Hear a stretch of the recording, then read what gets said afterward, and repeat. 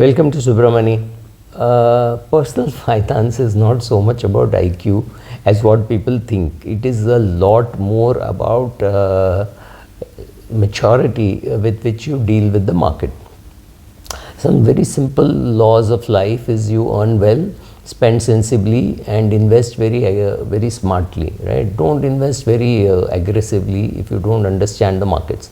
So first of all, because you are smart, it does not mean you will be rich. Remember that it's very important, because I've seen some extremely smart people making absolutely stupid emotional decisions, whether it is buying real estate or keeping real estate for a much longer time than even after realizing that it was a mistake that he or she made, sticking on to bad assets for very long periods of time. So here is this person. I'm not even getting into the gender, known to me, who very intelligent, very smart, engineering graduate from India, did MBA in the US, is in US, right? So you would think such a profile would not lose money in the markets. Well, this person has lost money in the markets, first with crypto, then with some bank stocks, and been completely wiped out. And not a dumb person, right? $150,000 or something was the starting salary. The father did not earn that money for a very long period of his life. I doubt whether he has reached that position. He must have. But anyway, father is now retired, so it doesn't really matter. But I'm coming to something very simple. Just earn well, invest sensibly. Maybe you do multi-asset fund if you don't know where to put, or if you are an equity fan, then keep doing an SIP in equity. You're 24 years of age, 25 years of age, you've got a long time ahead. You've got another 35-40 years of compounding to help you. So getting 1 or 2% etc. here or there shouldn't matter. So where all did this person invest? Of course, cryptocurrency to start with. A big portion, 50-60% of the money was in cryptocurrencies. It was in banks. And there was a time when the father would say, look, doing very well, very good returns, 900% return, 600% return over maybe shorter periods of time, saying, I never got this kind of return, but father got something else. Father got a very good return over a very long period of time. So compounding is more about N than about R. So sensationally good R. And then, well, this person is sitting on at least 50% of the portfolio wiped out, right? Again, crypto and banking losses. The worst thing is the student loan is still. Why did this person not repay the loan that they had taken for their education? They're very sure that the Biden administration will write off a big portion of it. So even if they were to write off $50,000 of the loan, that's not a small amount of money, right? So maybe I don't even know what is the size of the loan, but I know there is a loan. Now you are a tech person, you are qualified you've done your MBA, you have a job in a tech company. I don't think it's a startup, but then there are layoffs happening, right? So here is a situation where your father is well off, but not so well off to be able to write a check and pay off all the things. Yes, he can, but shouldn't. You had money. It's not that you didn't have money. You were earning very well by American standards. That was a very good salary. Could that person have repaid the loan? Yes. And then started investing? Yes. Could they have put it in an index fund? Yes. But there is no kick in an index fund. So then you start putting money into cryptocurrencies because everybody is putting, and you make money. That is even worse. Small success is a big impediment to big success. So here you're making money in equities, or you think you're making money in banking stocks, you're making money in cryptocurrencies, and therefore you think you're very smart, but you don't even then remove some money to repay the loan.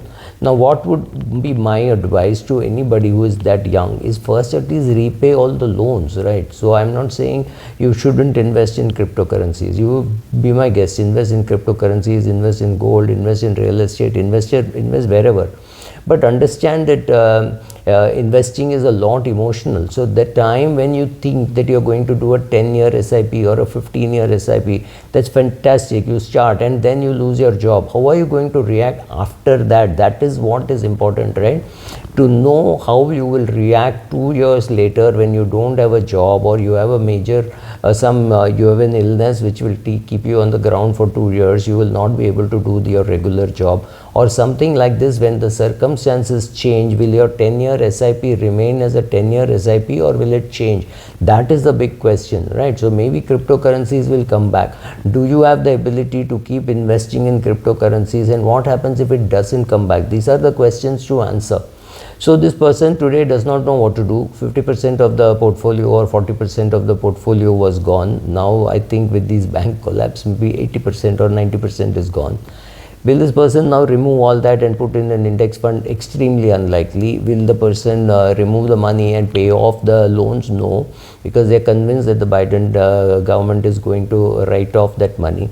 So if you can't emotionally handle all these problems, should you be in?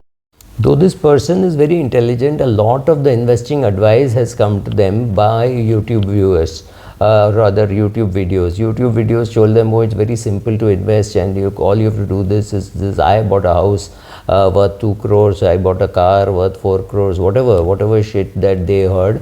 The problem is if you get carried away. So channels like mine, which do not get enough subscribers, that reminds me, please subscribe, please hit the bell icon. Do not get enough subscribers because there is nothing to be offered as to say, here is quick money, do this and you will get 17% return next month. I don't have any such solutions because they don't exist, or I've done a lot of research. Wouldn't I have put my own money there?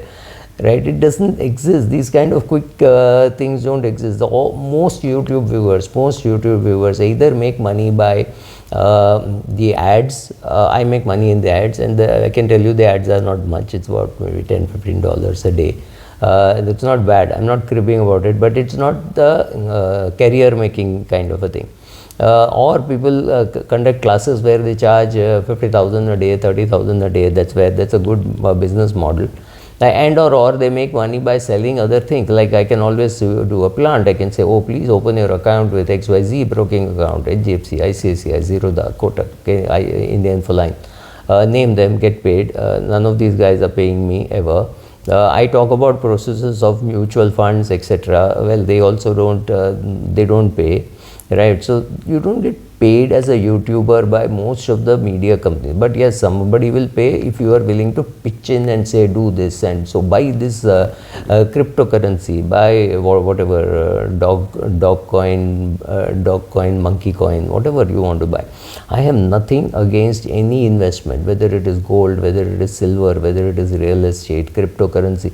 But if you don't understand it, then stay away, right? Then concentrate on your career, upskill, earn more. An index fund will work for you, or if you are in India, maybe a multi-asset fund will work for you. Do your SIP, find out how emotionally are you inclined towards that investment. Will your parents need money in a hurry? Will your children need money in a hurry? Those are all questions to answer. So personal finance is simple. I mean, I have made money in equity markets. Does it mean that all of you can make money in equity markets? Yes, provided the same circumstances which allowed me to make money repeat, then my strategies will work. Otherwise, my strategies won't work. Therefore, I'm a little worried about giving advice on personal finance. It is too emotional. So don't believe all these videos and newsletters or etc. They will not be able to make money for you. You have to make money in your profession. And so doing simple things like earning well, taking a term insurance if appropriate, making sure that you put money in index funds till you understand. After you understand, maybe you look at which funds to put, which shares to buy. But if you are emotionally not invested in this, the chances are when the markets are bad and you see ET now, or ET carrying an article saying how PPF returns have been better than equity returns in the last 3 years or last 5 years, and people around in your house turning around and saying, see, I told you equity markets are not for you. And how will you react to it emotionally? How will you react to losing your job? Will you be able to continue your SIPs? Perhaps it is the worst time when you have lost your job, and it's a bad time even for equity market, so therefore debt is low. Will you remove it then?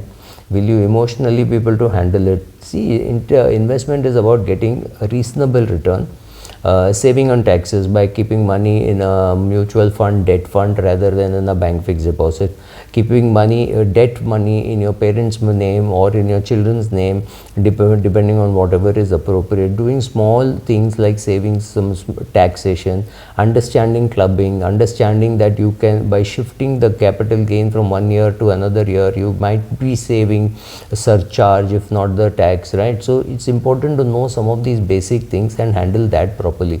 It's no magic. You don't have to watch a video and say, oh, how I will save time and what I will do and why I should quit my job and start trading in crypto or currency or things like that. It's not so simple. The thing is, it is simple, but it is emotionally very difficult to be a very dull, boring investor.